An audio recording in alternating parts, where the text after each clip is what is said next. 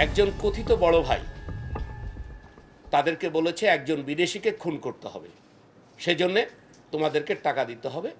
একটা নির্দিষ্ট টাকায় তারা ভাড়াটিয়া খুনি হিসাবে এই তিনজন রুবেল এবং দুই রাসেল তারা চুক্তিবদ্ধ হয় এবং চুক্তি অনুযায়ী পূর্ব পরিকল্পিতভাবে তারা এই খুনের কাজটি করে।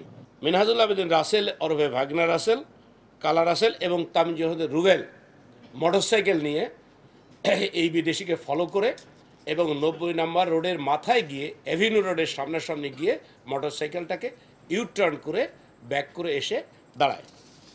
এর মধ্যে যখনই তাবেলা সিজের 90 নম্বর রোডের ঠিক পশ্চিম মাথার দিকে চলে যায়, তখন তামজিদ আহমেদ রুবেল ওরফে শুটার রুবেল সে তাবেলা সিজরকে লক্ষ্য করে গুলি করে এবং গুলি করার পরপরই যখন সে মাটিতে শুয়ে পড়ে, তাৎক্ষণিক দৌড়ে গিয়ে 83 নম্বর রোডের সংযোগস্থল থেকে মোটরসাইকেল যোগে তিনজন পালিয়ে যায়।